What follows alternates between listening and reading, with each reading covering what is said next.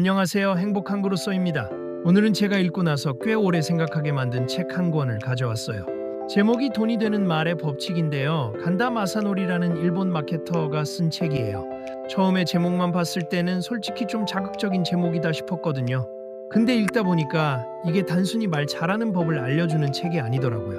오히려 사업을 어떻게 설계해야 하는가, 고객에게 어떤 방식으로 다가가야 하는가를 이야기하는 꽤 진지한 책이었어요.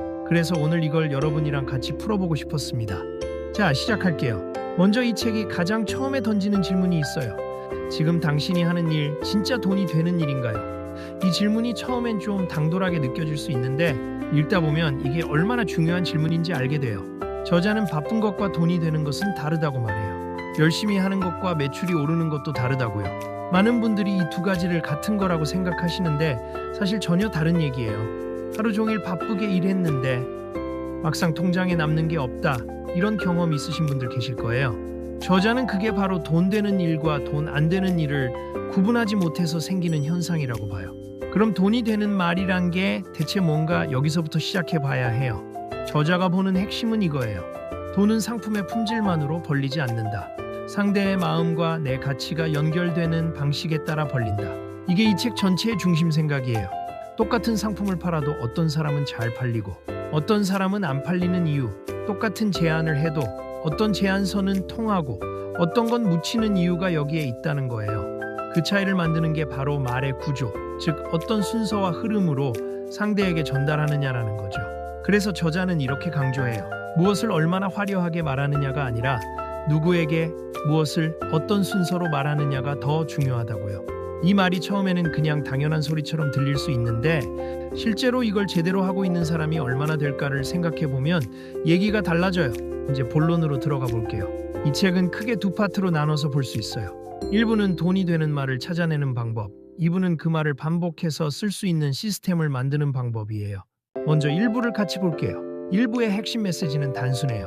상품 중심으로 말하지 말고 고객 중심으로 말하라는 거예요. 많은 분들이 자기 상품을 소개할 때 이런 기능이 있고 저런 장점이 있고 이렇게 좋습니다. 이런 식으로 접근하는데요. 저자는 그게 잘못된 방향이라고 해요. 고객은 상품 자체에 관심이 있는 게 아니라 그 상품이 자기 삶에 가져다주는 변화에 관심이 있다는 거예요. 내가 이걸 쓰면 어떻게 달라지는가? 어떤 문제가 해결되는가? 그게 핵심이에요. 그래서 저자는 5가지 질문을 제시해요. 내 메시지를 다시 짜기 위한 5가지 질문인데요. 이게 정말 간단하지만 강력한 틀이에요.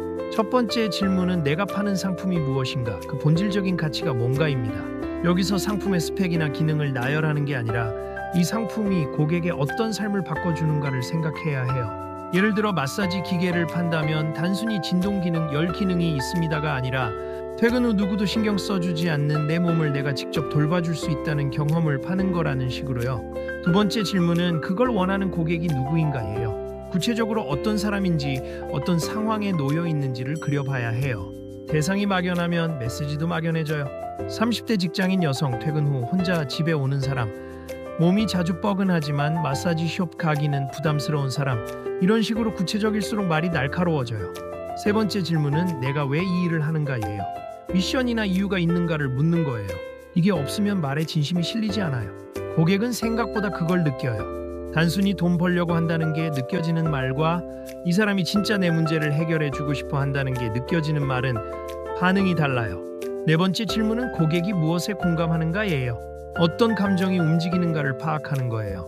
논리보다 감정이 먼저 움직인다는 걸 저자는 계속 강조해요. 정보만으로는 사람이 잘 움직이지 않아요. 감정이 먼저 열려야 논리가 들어갈 공간이 생기거든요. 5번째 질문은 어떤 증거가 있는가예요. 신뢰의 근거를 만드는 거예요. 아무리 좋은 말을 해도 믿어주지 않으면 소용이 없어요.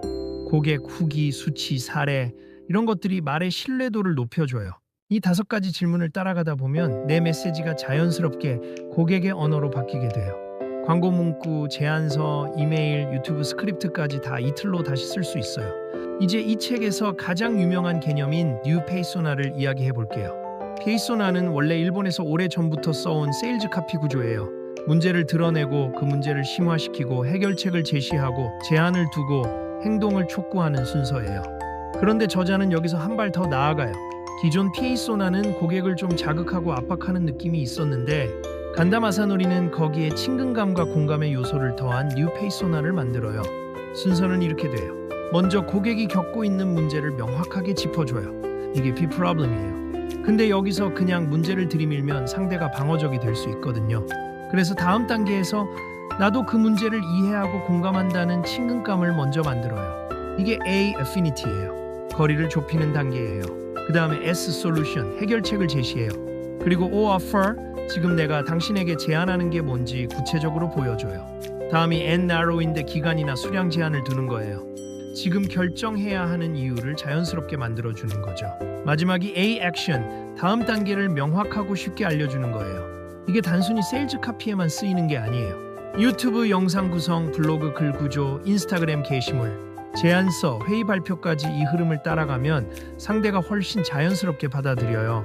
억지로 끌려가는 느낌이 아니라 스스로 움직이는 느낌을 주는 게 이 구조의 핵심이에요. 자, 이제 책에서 나오는 법칙들도 몇 가지 짚어볼게요. 성장 곡선의 법칙이라는 게 있어요. 비즈니스를 하다 보면 어느 순간 성장이 꺾이는 시기가 와요. 많은 분들이 그때 포기하거나 방향을 잘못 바꾸는데 저자는 그 꺾이는 순간이 사실 다음 단계를 준비하는 시간이라고 봐요. S자 곡선처럼 한 단계가 정체되는 것처럼 보일 때 다음 성장의 기반이 쌓이고 있다는 거예요. 그래서 그 시기를 실패로 보지 말고 축적의 시간으로 봐야 한다고 해요. 두 개의 3법칙도 재미있어요. 지금 내가 섬기고 있는 고객층 너머에 또 다른 시장이 있다는 개념이에요. 기존 고객이 어느 정도 포화 상태가 됐을 때 그 고객들의 다음 욕구를 파악하거나 완전히 새로운 층을 발견하는 전략이에요. 한 산을 오르고 나서 멀리 보면 또 다른 산이 보인다는 거죠. 순이익 80%의 법칙도 굉장히 현실적인 얘기예요. 매출을 크게 올리는 것보다 남는 구조를 만드는 게 더 중요하다는 거예요. 매출이 크더라도 비용이 많이 나가면 사실 의미가 없잖아요. 저자는 수익성이 낮은 일을 과감하게 줄이고 순이익이 높은 일에 집중하라고 해요. 이게 쉬운 것 같지만 실제로는 정말 어려운 결정이에요. 특히 열심히 해온 일을 포기하는 건 심리적으로도 힘드니까요. 내 마음대로 승인의 법칙이라는 것도 있는데 이게 저한테는 특히 와닿았어요. 많은 사람들이 뭔가를 시작하기 전에 누군가의 허락이나 승인을 기다려요. 상사의 오케이, 파트너의 동의, 사람들의 반응. 근데 저자는 그 승인을 기다리다 보면 결국 아무것도 못하게 된다고 말해요. 작게라도 먼저 실행하고 그 결과로 말하는 게 더 빠르다는 거예요. 완벽주의가 실행의 적이라는 얘기이기도 해요. 모모타로의 법칙도 인상적이에요.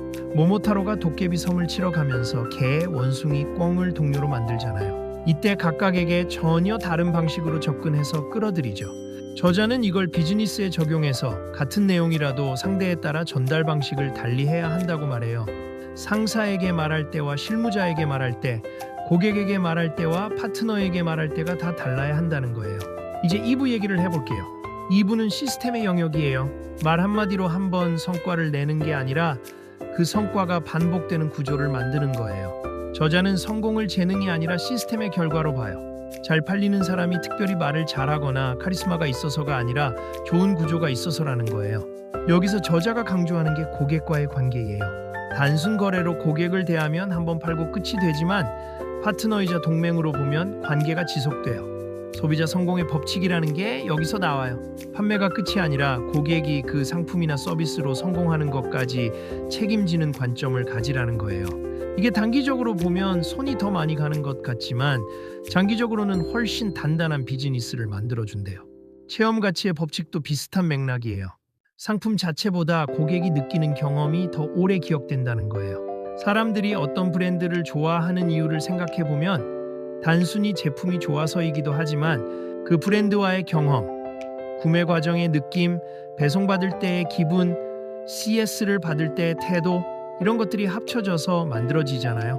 저자는 그 경험 하나하나가 사실 말이라고 봐요. 말은 꼭 입으로 하는 것만이 아니라는 거죠. 이 책 전체를 관통하는 메시지를 딱 하나로 정리해보면 이렇게 말할 수 있을 것 같아요. 설득은 압박이 아니라 공감이다. 좋은 세일즈, 좋은 마케팅, 좋은 커뮤니케이션은 상대를 밀어붙이는 게 아니라 상대가 스스로 이건 나에게 필요하다고 느끼게 만드는 구조라는 거예요. 그래서 감정과 논리가 함께 들어가야 해요. 감정만 있으면 오래가지 않고 논리만 있으면 처음부터 마음이 열리지 않아요. 먼저 공감으로 문을 열고 그 다음에 근거로 신뢰를 쌓는 흐름이 중요해요. 마지막으로 제가 이 책을 읽으면서 가장 오래 남은 부분을 나눠볼게요. 책이 독자에게 던지는 질문이 있어요. 지금 당신이 하는 일은 정말 돈이 되는 일인가? 아니면 돈이 안 되는 일에 시간을 쓰고 있는가? 이 질문이 처음에 좀 불편하게 느껴졌어요. 왜냐면 저도 돌아보면 바쁘게 살았는데 정작 중요한 일을 못하고 있었던 적이 꽤 있거든요. 근데 이 질문에 솔직하게 답해보는 과정 자체가 이 책이 말하는 훈련이에요. 무엇을 더 잘 말할까를 고민하기 전에 지금 내가 제대로 된 방향으로 말하고 있는가를 먼저 봐야 한다는 거예요. 방향이 맞으면 말은 조금씩 다듬어가면 되지만 방향이 틀리면 아무리 잘 말해도 소용이 없으니까요. 오늘 영상을 보시는 분들 중에 유튜브를 운영하시는 분, 자기 사업을 하시는 분, 회사에서 제안이나 발표를 자주 하시는 분들이 많으실 텐데요. 오늘 나온 내용 중에 딱 하나만 가져가신다면 이걸 추천드려요. 내가 말하려는 것보다 상대가 듣고 싶어 하는 것을 먼저 생각하라. 이거 하나만 바꿔도 반응이 달라지거든요. 저는 이 책이 말하기 책이면서 동시에 마케팅 책이고 자기 개발서이면서 동시에 경영 실전서라고 느꼈어요. 비즈니스에 관심 있으신 분들이라면 한 번쯤 읽어보실 만해요. 오늘 영상은 여기까지예요. 도움이 됐다면 좋아요 한번 눌러주시고요. 궁금한 점은 댓글로 남겨주세요. 다음 영상에서 또 만나요. 행복한 하루 보내세요.